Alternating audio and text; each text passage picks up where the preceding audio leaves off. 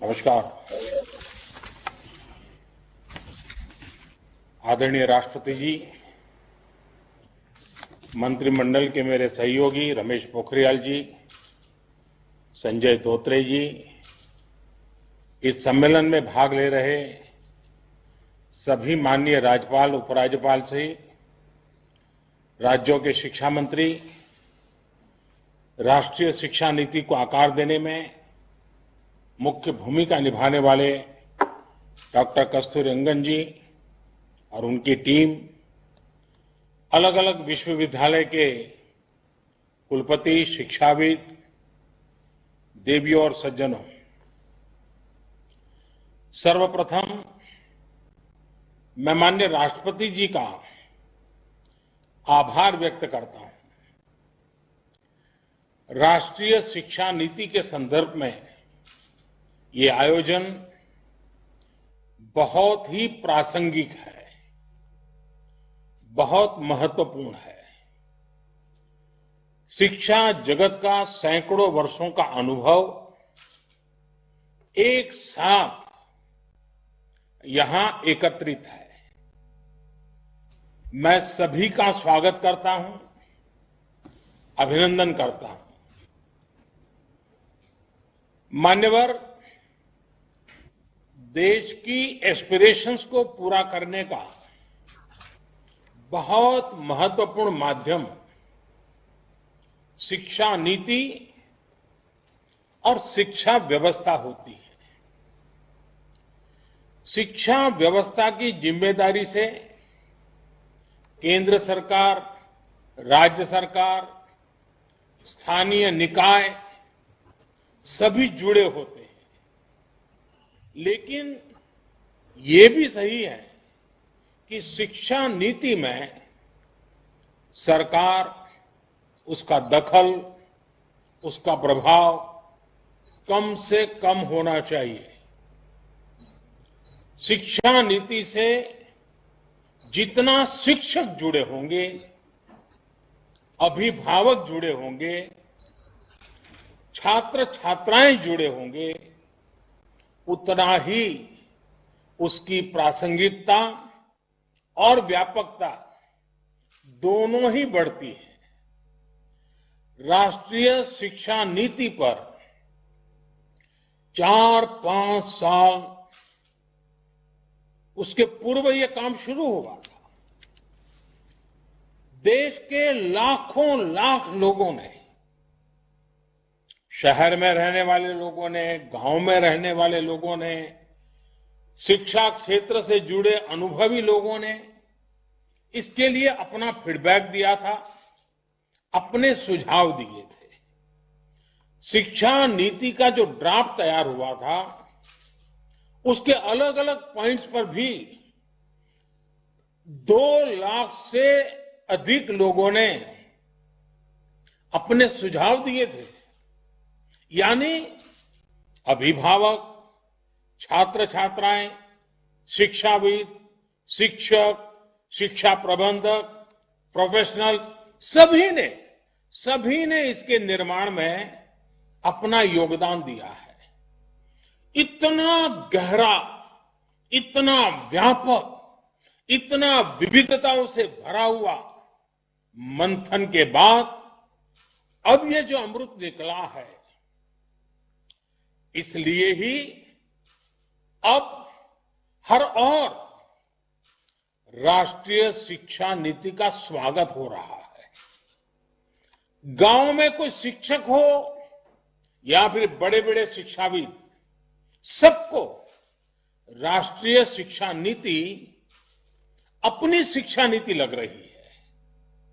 सभी के मन में एक भावना है कि पहले की शिक्षा नीति में यही सुधार तो मैं होते हुए देखना चाहता था। ये एक बहुत बड़ी वजह है कि राष्ट्रीय शिक्षा नीति की स्वीकारता की, एक्सेप्टेंस का मूल कारण यही है। शिक्षा नीति क्या हो, कैसी हो, उसका स्वरूप क्या हो, ये तय करने के बाद अब देश एक स्टेप और आगे बढ़ा है। अब पूरे देश में राष्ट्रीय शिक्षा नीति को लेकर, उसके इम्प्लीमेंटेशन को लेकर व्यापक विचार विमर्श हो रहा है, संवाद हो रहा है। ये व्यापक विचार विमर्श इसलिए जरूरी है क्योंकि राष्ट्रीय शिक्षा नीति, नेशनल एजुकेशन पॉलिसी सिर्फ पढ़ाई लिखाई के तौर तरीकों में ही बदलाव लाने के लिए नहीं है। ये पॉलिसी 21वीं सदी के भारत के सामाजिक और आर्थिक जीवन को नई दिशा देने वाली है। ये पॉलिसी आत्मनिर्भर भारत के संकल्प और सामर्थ्य को आकार देने वाली है। जाहिर है, इस बड़े संकल्प के लिए हमारी तैयारियां, हमारी जागरूकता भी उतनी ही बड़ी होनी चाहिए। आप में से अधिकांश महानुभाव राष्ट्रीय शिक्षा नीति की बारीकियों का अध्ययन कर चुके हैं, लेकिन इतने बड़े रिफॉर्म्स की बारीकियां, उसके लक्ष्य पर निरंतर बात करना अभी उतना ही आवश्यक है। सारे संदेहों और सवालों को सुलझाते हुए ही देश राष्ट्रीय शिक्षा नीति को सफलतापूर्वक लागू कर पाएगा। मान्यवर, आज दुनिया भविष्य में तेजी से बदलते जॉब्स, नेचर ऑफ वर्क को लेकर व्यापक रूप से चर्चा कर रही है। ये पॉलिसी देश के युवाओं को भविष्य की आवश्यकताओं के मुताबिक नॉलेज और स्किल्स दोनों मोर्चों पर तैयार करेगी। नई शिक्षा नीति स्टडी के बजाय लर्निंग पर फोकस करती है और करिकुलम से और आगे बढ़कर क्रिटिकल थिंकिंग पर जोर देती है। इस पॉलिसी में प्रोसेस से ज्यादा पैशन, प्रैक्टिकलिटी और परफॉर्मेंस पर बल दिया गया है। इसमें फाउंडेशनल लर्निंग और लैंग्वेजेस पर भी फोकस है। इसमें लर्निंग आउटकम्स और टीचर ट्रेनिंग पर भी फोकस है। इसमें एक्सेस और असेसमेंट को लेकर भी व्यापक रिफॉर्म्स किए गए हैं। इसमें हर स्टूडेंट को एम्पावर करने का रास्ता दिखाया गया है। एक तरह से देखें तो ये वन साइज फिट्स ऑल की अप्रोच से हमारी शिक्षा व्यवस्था को बाहर निकालने का एक मजबूत प्रयास है।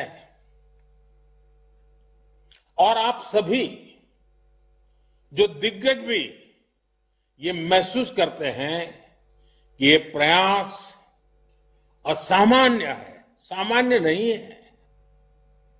बीते दशकों से हमारे एजुकेशन सिस्टम में जो भी कमियां हमें दिखती थी, जो भी समस्याएं हमको लगती थी, उनको दूर करने के लिए विस्तार से इस पॉलिसी में चर्चा की गई है। अब जैसे लंबे समय से ये बातें उठती रही हैं कि हमारे बच्चे बैग और बोर्ड एग्जाम के बोझ तले, परिवार और समाज के दबाव तले दिनों दिन दबे जा रहे हैं। इस पॉलिसी में इस समस्या को प्रभावी तरीके से एड्रेस किया गया है।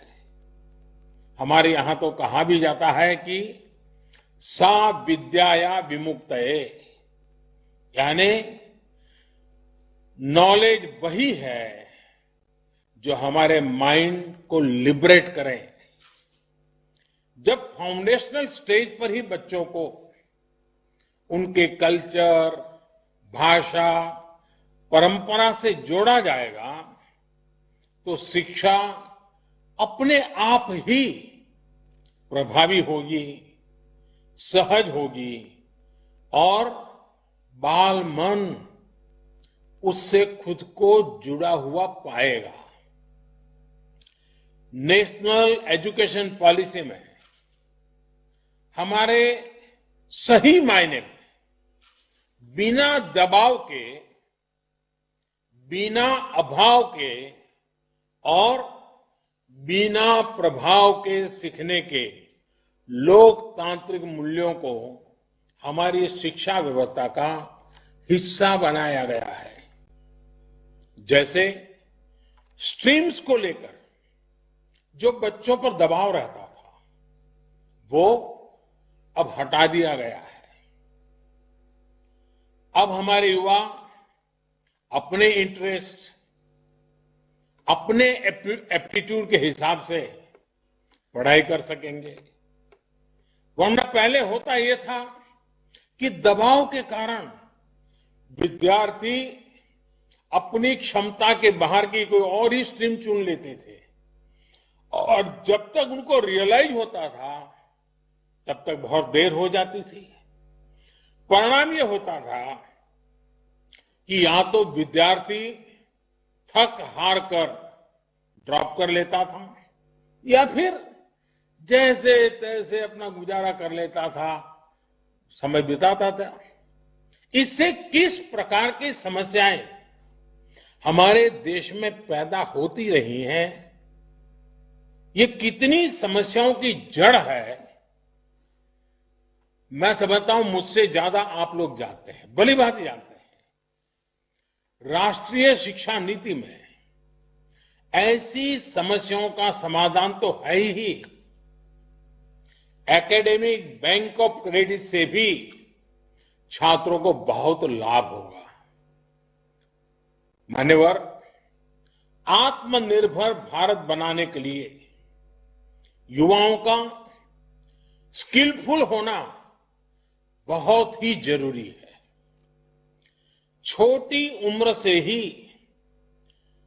वोकेशनल एक्सपोजर मिलने से हमारा यूथ भविष्य के लिए बेहतर तरीके से तैयार होगा। प्रैक्टिकल लर्निंग से हमारे युवा साथियों की एम्प्लॉयबिलिटी देश में तो बढ़ेगी ही, ग्लोबल जॉब मार्केट में भी हमारी हिस्सेदारी ज्यादा होगी। हमारे यहां कहा गया है, आनो भद्राः कृतवो यंतु विश्वतः, यानी अच्छे विचार जिस दिशा से भी आए उनको ग्रहण करना चाहिए। भारत तो प्राचीन काल से नॉलेज का एक ग्लोबल सेंटर रहा है। 21वीं सदी में भी भारत को हम एक नॉलेज इकोनॉमी बनाने के लिए प्रयासरत है। नई शिक्षा नीति इस संकल्प को सिद्ध करने की दिशा में बड़ा कदम है। नई राष्ट्रीय शिक्षा नीति ने ब्रेन ड्रेन को टैकल करने के लिए और सामान्य से सामान्य परिवारों के युवाओं के लिए भी बेस्ट इंटरनेशनल इंस्टीट्यूशन के कैंपस भारत में स्थापित करने का रास्ता खोला है।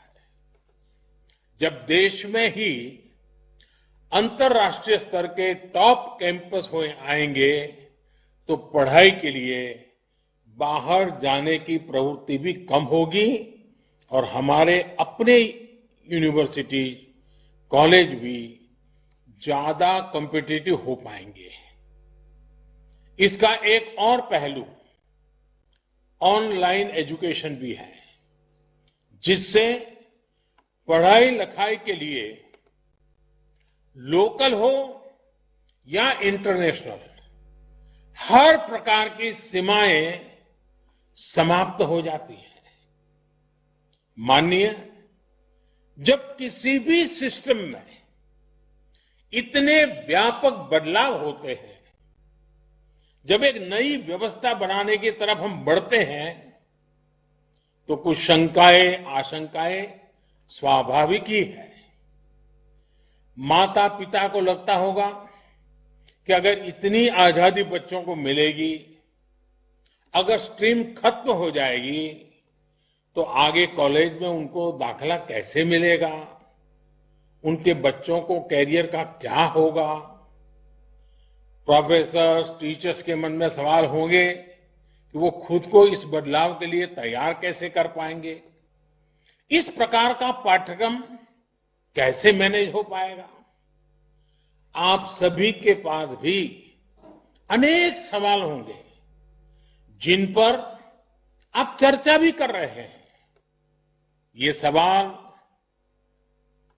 इम्प्लीमेंटेशन से जुड़े ज्यादा है, जैसे इसमें करिकुलम डिजाइन कैसे हो पाएगा, स्थानीय भाषाओं में सिलेबस और कंटेंट कैसे तैयार हो पाएगा, लाइब्रेरीज को लेकर डिजिटल और ऑनलाइन कंटेंट और पढ़ाई को लेकर जो बातें इसमें रखी गई हैं, उन पर कैसे काम होगा। कहीं साधन संसाधन के अभाव में हम अपने लक्ष्यों से चूक तो नहीं जाएंगे। एडमिनिस्ट्रेशन को लेकर भी अनेक प्रकार के सवाल आप सभी के मन में स्वाभाविक रूप से होंगे। ये सभी सवाल महत्वपूर्ण भी हैं। हर सवाल के समाधान के लिए हम सब मिलकर के काम कर रहे हैं। शिक्षा मंत्रालय की तरफ से भी लगातार संवाद जारी है। राज्यों में भी हर स्टेक होल्डर की पूरी बात, हर राय को, फीडबैक को खुले मन से सुना जा रहा है। आखिर हम सभी को मिलकर ही तो तमाम शंकाओं और आशंकाओं का समाधान करना है। जिस प्रकार की फ्लेक्सिबिलिटी का विजन लेकर के ये पॉलिसी आई है, उसी प्रकार मैक्सिमम फ्लेक्सिबिलिटी हम सभी को भी इम्प्लीमेंटेशन को लेकर भी दिखानी होगी। ये शिक्षा नीति सरकार की शिक्षा नीति नहीं है, ये देश की शिक्षा नीति है। जैसे विदेश नीति किसी सरकार की नहीं, देश की विदेश नीति होती है, रक्षा नीति किसी सरकार की नहीं, देश की रक्षा नीति होती है, वैसे ही शिक्षा नीति भी कौन सरकार है, किसकी सरकार है, कौन बैठा है, कौन नहीं बैठा है, उसके आधार पर नहीं चलती है।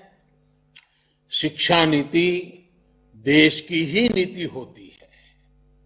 और इसीलिए 30 साल के बाद, बीच में कई सरकारें आई, 30 साल के बाद आ रहा है, क्योंकि ये सरकारों के बंधनों में बंधी हुई नहीं है, ये देश के एस्पिरेशन से जुड़ी हुई है। माननीय राष्ट्रीय शिक्षा नीति में तेजी से बदलते हुए समय को देखते हुए, भविष्य को ध्यान में रखते हुए व्यापक प्रावधान किए गए हैं। जैसे जैसे टेक्नोलॉजी का विस्तार गांव गांव तक हो रहा है, देश के गरीब से गरीब को, हर वंचित पिछड़े आदिवासी तक आधुनिक टेक्नोलॉजी पहुंचती जा रही है, वैसे वैसे इंफॉर्मेशन और नॉलेज तक का एक्सेस भी बढ़ रहा है। आज मैं देखता हूं कि वीडियो ब्लॉग के माध्यम से वीडियो स्ट्रीमिंग साइट्स पर अनेक युवा साथी ऐसे ऐसे चैनल चला रहे हैं, हर विषय की ऐसी बेहतरीन कोचिंग उपलब्ध करा रहे हैं जिसके बारे में पहले गरीब घर का बालक या बालिका सोच भी नहीं सकते थे। टेक्नोलॉजी तक होने वाली इस पहुंच से क्षेत्रीय और सामाजिक असंतुलन की एक बहुत बड़ी समस्या तेजी से कम होती जा रही है। हमारी जिम्मेदारी ये है कि हम हर यूनिवर्सिटी, हर कॉलेज में टेक्नोलॉजिकल सॉल्यूशंस को ज्यादा प्रमोट करें। मान्यवर, कोई भी सिस्टम उतना ही इफेक्टिव और इंक्लूसिव हो सकता है जितना बेहतर उसका गवर्नेंस मॉडल होता है। यही सोच एजुकेशन से जुड़ी गवर्नेंस को लेकर भी ये पॉलिसी रिफ्लेक्ट करती है। कोशिश ये की जा रही है कि हायर एजुकेशन के हर पहलू, चाहे एकेडमिक हो, टेक्निकल हो, वोकेशनल हो, हर प्रकार की शिक्षा को साइलो से बाहर निकाला जाए। एडमिनिस्ट्रेटिव लेयर्स को कम से कम रखा जाए, उनमें अधिक समन्वय हो। ये प्रयास भी पॉलिसी के माध्यम से किया गया है। हायर एजुकेशन के रेगुलेशन को भी इस पॉलिसी के जरिए और सिंप्लीफाई और स्ट्रीमलाइन किया जाएगा। ग्रेडेड ऑटोनॉमी के कंसेप्ट के पीछे भी कोशिश यही है कि हर कॉलेज, हर यूनिवर्सिटी के बीच हेल्दी कंपटीशन को एनकरेज किया जाए और जो संस्थान बेहतर परफॉर्म करते हैं उनको रिवॉर्ड किया जाए। अब हम सभी का ये सामूहिक दायित्व है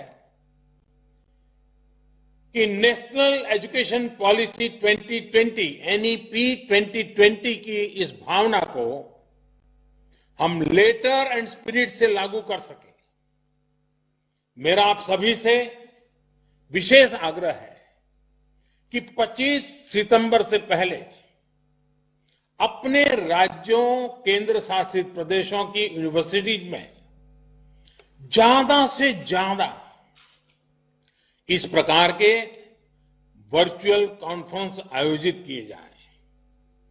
प्रयास यही है कि नेशनल एजुकेशन पॉलिसी को लेकर समझ निरंतर हम समझते चलें, हमारी समझ बेहतर हो सके, इसके लिए प्रयास हो। एक बार फिर आप सभी को अपना समय निकालने के लिए मैं बहुत बहुत आभार व्यक्त करता हूं। मैं आदरणीय राष्ट्रपति जी का पुनः आभार व्यक्त करता हूं। आप सबको बहुत बहुत शुभकामनाएं। धन्यवाद।